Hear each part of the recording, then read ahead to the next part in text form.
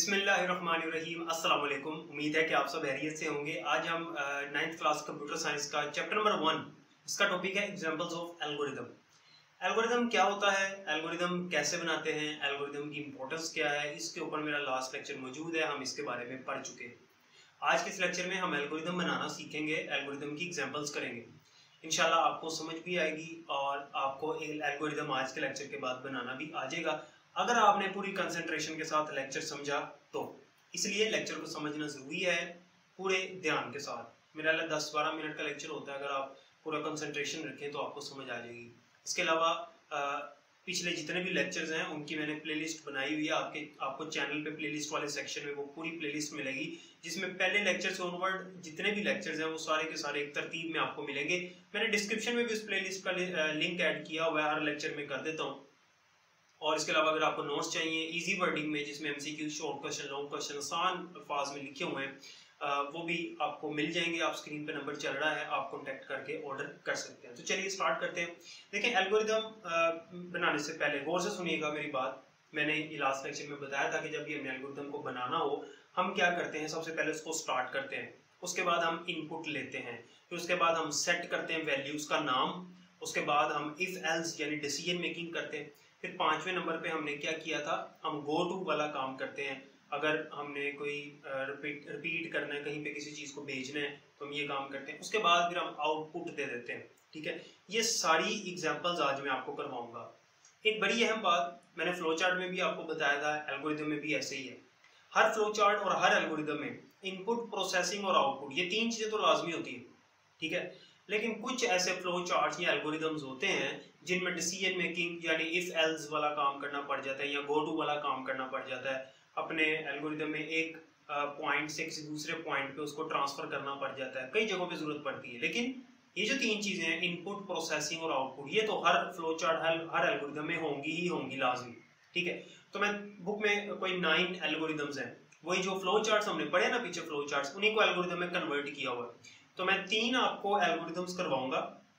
एक वो एल्गोरिदम होगा जिसमें सिर्फ इनपुट, आउटपुट और प्रोसेसिंग ली जा रही है, बाकी सारे सेम है। जिनमें ये 3 काम हो रहे हैं, बाकी सारे सेम है, एक करवा दूंगा। फिर एक वो एल्गोरिदम करवाऊंगा जिसमें इनपुट, आउटपुट, प्रोसेसिंग के साथ डिसीजन मेकिंग भी हो रही है, तो डिसीजन मेकिंग वाला कॉन्सेप्ट भी क्लियर हो जाएगा।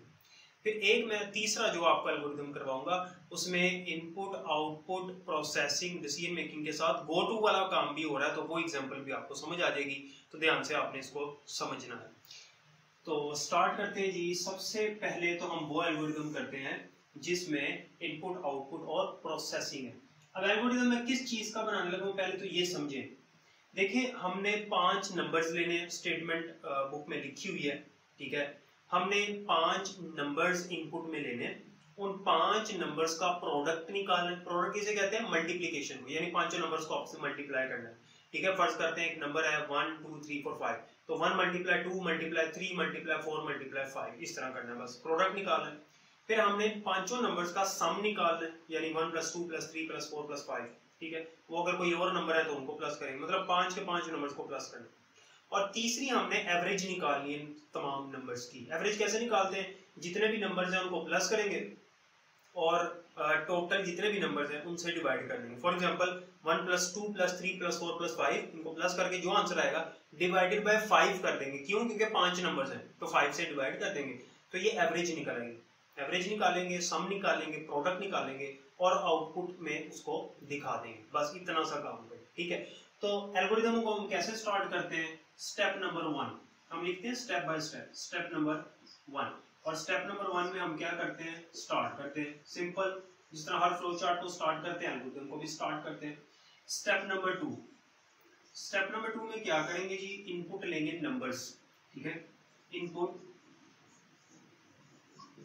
इनपुट हमने क्या करने हैं, नंबर्स लेने हैं, इनपुट नंबर्स।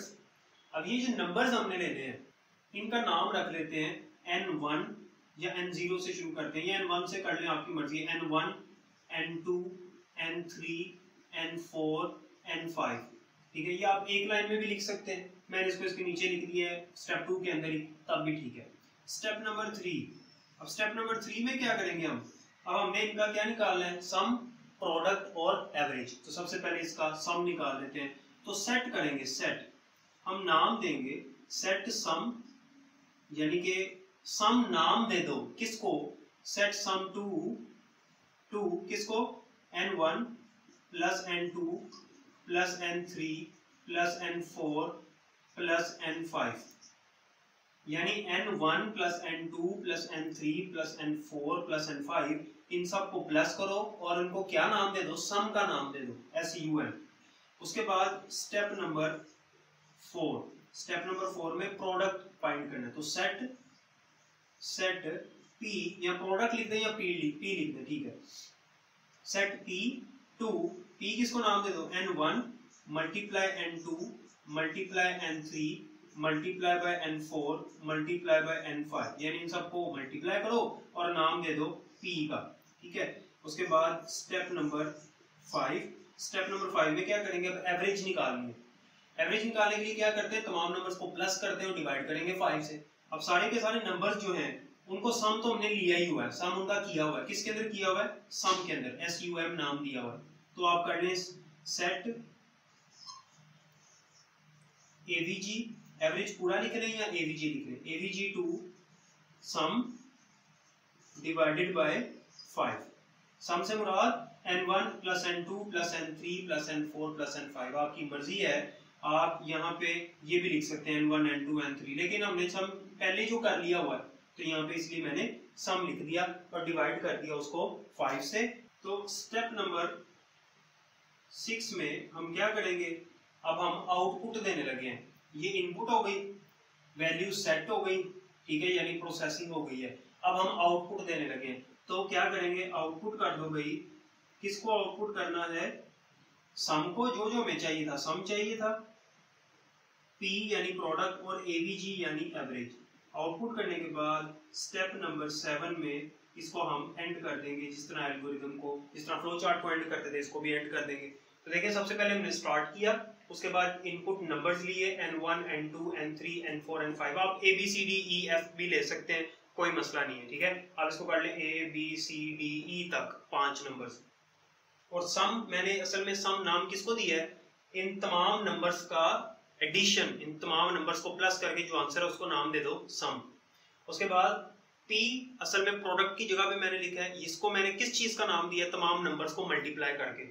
और फिर एवरेज को क्या, एवरेज AVG किसका नाम दिया, AVG some divided by 5, sum से मुराद इन तमाम नंबर्स का सम, तो एवरेज ऐसे ही निकालते हैं।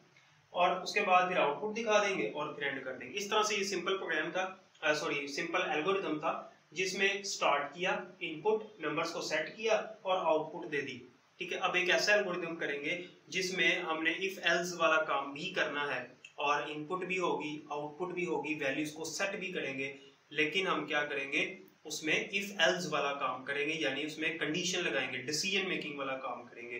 तो देखिए जरा ध्यान से, पहले मैं आपको समझा देता हूँ एल्गोरिथम किस चीज का बनने लगा है। जैसे यहाँ मैंने समझाया कि एवरेज, सम और प्रोडक्ट निकालना है। अब एल्गोरिथम ये होने लगा है, जो हमने फ्लो चार्ट किया भी था, ये उसी को एल्गोरिथम में कन्वर्ट करने लगे हैं कि हमने 3 नंबर इनपुट में लेने, 3 नंबर्स इनपुट में लेंगे, उसमें से चेक करेंगे कि कौन सा नंबर ग्रेटर है, ठीक है। तो स्टार्ट करते हैं। सबसे पहले तो उसी तरह से स्टेप नंबर 1 क्या करते हैं, स्टेप नंबर 1 में स्टार्ट करते हैं, सिंपल। फिर स्टेप नंबर 2 क्या करते हैं, स्टेप नंबर 2 में इनपुट लेते हैं, इनपुट नंबर्स इनपुट कर दो। कौन कौन से नंबर्स इनपुट में लेने, आपकी मर्जी, ABC लिख दें, n1 n2 n3 कर दें, आपकी मर्जी। मैं ABC कर लेता हूँ, ABC, यानी नंबर्स दे दो, किसमें, A B और C, 3 नंबर्स। उसके बाद स्टेप नंबर 3 में अब हमने डिसीजन मेकिंग करनी है। डिसीजन मेकिंग क्या करने लगा, ये वाला एल्गोरिथम बुक में किसी और तरीके से हुआ है, तो मैं इसको आसान तरीके से करने लगा हूँ समझने, ये भी सही है। मैं लिखता हूँ यहाँ पे इफ, अगर A ग्रेटर है B से, A B से ग्रेटर है, देखें इन तीनों में से हमने फाइंड करना है कौन सा नंबर बड़ा है। तो जो नंबर बड़ा होगा वो बाकी दोनों से बड़ा होना चाहिए, मतलब अगर A बड़ा है तो वो B से भी बड़ा नंबर होना चाहिए, C से भी बड़ा नंबर होना चाहिए। अगर B बड़ा है तो B A से भी बड़ा होना चाहिए, C से भी बड़ा होना चाहिए। अगर C बड़ा है तो वो इन दोनों से बड़ा होना चाहिए। तो मैं ये लिख रहा हूँ if A greater than B, अगर A की वैल्यू B से ग्रेटर है, एंड और ए सी से भी बड़ा होना चाहिए एंड ए ग्रेटर देन सी। अगर ऐसे है तो फिर क्या करो, देन इफ देन क्या करो, देन आउटपुट दे दो इसी लाइन में आपने लिखना है। देन आउटपुट कर दो ए कि भाई ए ग्रेटर है, ठीक है। आउटपुट में क्या दिखा दो, ए दिखा दो।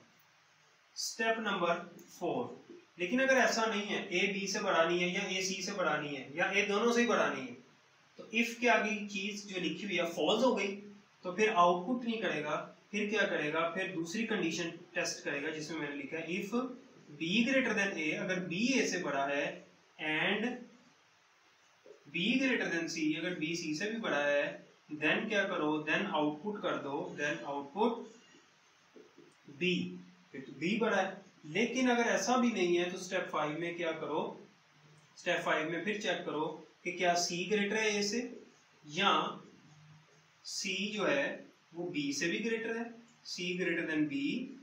देन तो फिर क्या करो, फिर आउटपुट दे दो सी, और स्टेप नंबर 6 में इसको एंड कर देंगे, सिंपल, ठीक है। तो यहाँ में हमने क्या किया, चेक किया क्या ए बड़ा है बी से और ए सी से भी बड़ा है, फिर आउटपुट में दे दो ए। लेकिन अगर ए बी से बड़ा है, बी ए से बड़ा है और बी सी से भी बड़ा है तो फिर आउटपुट दे दो बी। और अगर सी ए से भी बड़ा है, सी बी से भी बड़ा है तो फिर आउटपुट दे दो सी, और उसके बाद इसको एंड कर दो। इस प्रोग्राम में डिसीजन मेकिंग हुई है, इफ एल्स वाला काम हुआ है। बुक में जो है वो इसको किसी और तरीके से किया हुआ है, आप इसको इस तरीके से भी कर सकते हैं जैसे मैंने किया, आपकी मर्जी है। अगर आपको बहुत आसान लगता है तो आप उस तरह से कर लें। अब एक और प्रोग्राम करते हैं जिसमें हमने गो टू को यूज करना है, ये इंपॉर्टेंट है, इसको समझना, इसको समझाना भी बड़ा काम है, तो ध्यान से देखिए। अच्छा, अब अगर आपको याद हो कि हमने जब फ्लो चार्ट की एग्जांपल्स की थी, वहां पे एक एग्जांपल की थी फ्लो चार्ट की जिसमें हमने चेक किया था कि जो नंबर यूजर ने एंटर किया वो इवन है कि ओड है, ठीक है। तो वो कंडीशन मैंने आपको समझाई थी, वो कंडीशन यहाँ यूज होगी। अगर वो आपको पता है इवन नोड की क्या कंडीशन है तो फिर इसकी समझ आएगी, क्योंकि इवन नोड वाला काम यहाँ पे हो रहा है, ठीक है। सबसे पहले तो मैं आपको इसका समझा देता हूँ सिनेरियो क्या है, एल्गोरिथम किस चीज का बनाने लगे हम। देखिए, हमने यूजर से 2 नंबर लेने हैं, ठीक है। एक नंबर छोटा होगा, एक नंबर बड़ा होगा। छोटे नंबर से लेके, मतलब छोटा नंबर समझ लें स्टार्टिंग पॉइंट है, और जो बड़ा नंबर है वो उसका एंडिंग पॉइंट है। लेट्स सपोज 2 और 10, 2 से लेके 10 तक, 2 से 10 के दरमियान जितने भी इवन नंबर्स हैं वो स्क्रीन पे यूजर को दिखाने हैं। इसके अलावा जो ऑड नंबर्स हैं वो नहीं दिखाने। अब 2 से 10 के दरमियान जो इवन नंबर्स बनते हैं वो कौन से हैं, 2 है, 4 है, 6 है, 8 है और 10 है। इसके अलावा दरमियान में जो मैंने नहीं बोले वो इवन नंबर्स नहीं है, वो ओड है। तो हमने इवन नंबर्स बताने। अब इवन नंबर कैसे चेक करते हैं मैंने आपको बताया, इस प्रोग्राम में गो टू वाला काम होना है, ठीक है। देखिए, सबसे पहले तो हमने स्टार्ट किया, उसके बाद इनपुट नंबर्स ए और बी। ए बी में मैंने नंबर ले लिया, आपकी मर्जी, आप किसी और में भी नंबर ले सकते हैं, एक्स वाई लिख सकते हैं। बुक में n0 n1 लिखा हुआ है, n1 n2 है, आपकी मर्जी है वो कर लें। स्टेप नंबर 3 में लिखा है इफ, कंडीशन लगी है if A less than equals to B. अब जाहिर सी बात है, ए नंबर छोटा है जहां से नंबर शुरू करना है हमने, और बी बड़ा है जहां तक हमने जाना है। अगर ए लेस है बी से या इक्वल है, ठीक है, फर्ज कर लेते हैं कि यहाँ पे ए की जगह पे हम रख लेते हैं 2 को और बी की जगह पे रख लेते हैं हम 10 को, ठीक है। तो 2 लेस है 10 से, ओके। अगर ये ट्रू है तो ये जो मैंने यहाँ पैरेंथेसिस लगाई है, ये जो मैंने कर्ली ब्रैकेट लगाई है, इसके अंदर ये चीजें हैं यहाँ तक, इस ब्रैकेट तक, स्टेप नंबर 6 तक। यानी स्टेप 3 से स्टेप 6 तक जो है समझ लें ये एक चीज है, एक ब्लॉक है, ठीक है। अब अगर ये ट्रू है तो फिर इस ब्लॉक के अंदर आ जाना, लेकिन अगर ये ट्रू नहीं है तो इस ब्लॉक के अंदर नहीं आना, इस ब्लॉक से बाहर, यानी स्टेप 7 पे आना, फ्लो जो हमारा एल्गोरिथम है उसको एंड कर देना, ठीक है। तो अभी तो कंडीशन ट्रू है क्योंकि 2 लेस है 10 से, ओके। अंदर आया, अंदर मैंने लिखा हुआ है इफ अगर a mod 2 0 के इक्वल है। अब a mod 2 से क्या मुराद है, यानी a को अगर हम 2 से डिवाइड करें, a से मुराद क्या है, जो 2 यहाँ पे नंबर है, a शुरू में a की वैल्यू 2 है, तो 2 को अगर हम 2 से डिवाइड करें और रिमाइंडर 0 आ जाए, रिमाइंडर 0 कब आएगा, जब 2 2 पे पूरा डिवाइड हो जाएगा।